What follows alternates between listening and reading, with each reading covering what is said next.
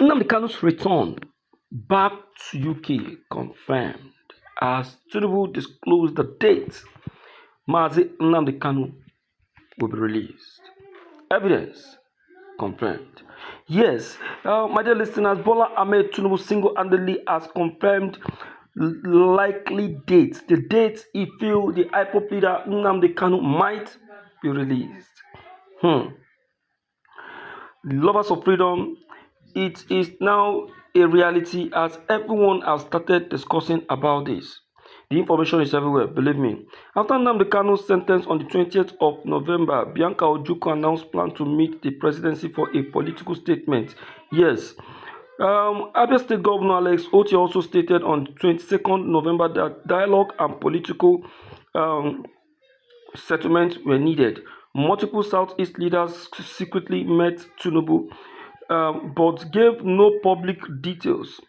Governor Charles Soludo also met Tinubu on the 28th of November. Discussion reportedly touched on Nnamdi Kanu's matter, but remained undisclosed. Governor Alex Otti met Tinubu on the 2nd of December. Yes, specifically to push for Nnamdi Kanu's political settlement. 8 of the governor later leaked information revealing that the meeting indeed focused on securing Nnamdi Kanu's release.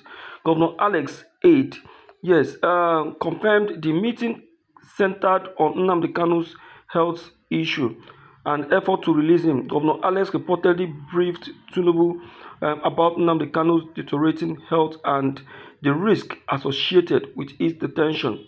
Governor Alex presented Tinubu with a step-by-step political solution, including phrase release or supervised freedom, highlighted political benefit for Tinubu, support from the Southeast, and improved domestic international reputation. Tinubu responded that discussions must remain private and low-key until things take shape. Tinubu reportedly said political settlement can only proceed if the appeal process is stopped or concluded. Some political analysts fear this may pressure Nnamdi Kanu to drop his appeal, which could leave his life sentence standing. The calculated timeline for the appeal process records in December to January, hearing in February to March, major session April to June. Appeal judgment is projected to 2026, meaning political settlement might only happen after that.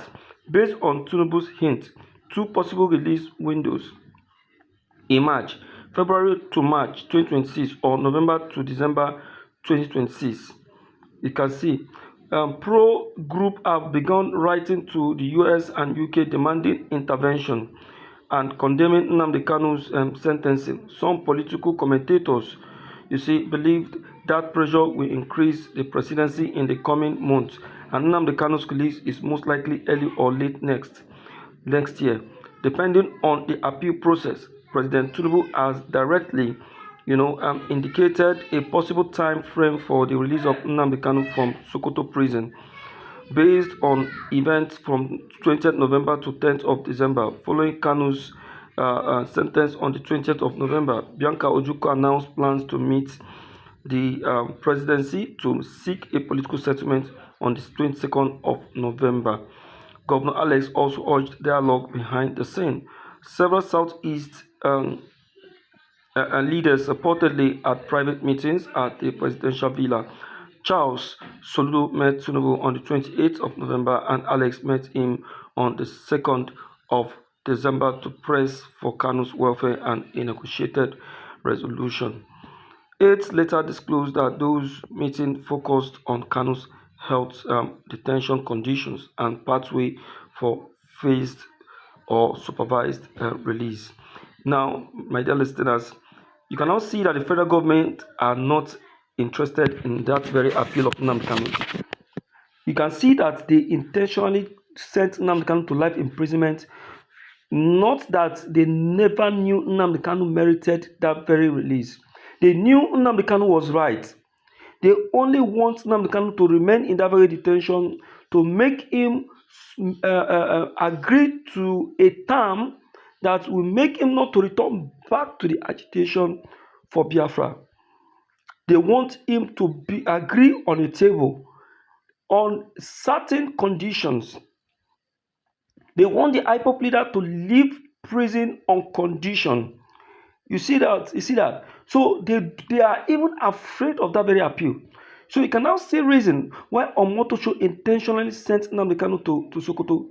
So they are aware of these very shortcomings. They are aware of these challenges that Nnamdi Kanu, if sent to Sokoto prison, one, will be far from his doctors, two, will be finding it difficult to come for his appeal filing. So they have seen all of these things, so they intentionally did it in order for Nnamdi Kanu not to file any appeal. They don't want to have any appeal challenge with Nnamdi Kanu. They on their own know that Nnamdi Kanu is right in every of his statements. They know. Look at it now. Who in this whole world have not looked into this very issue and discuss about it? Now, Omotosho has put himself into a very big trouble trying to play a game with Nnamdi Kanu's life. Now, yes, and that was 3 days ago. Yes, NBA invited Omotosho for a discussion of defense. He should come and defend himself. How come he was able to use a repealed law, to send an innocent man to life imprisonment? Then yesterday, I think there was a conclusion about that, and Omotosho, believe me, the outcome was so bad that Omotosho felt so sad and so bad. Omotosho is in very big ditch. He might be sanctioned. Now, international community has included his name in the list of corrupt judges in the whole world. I think it's number 3 now.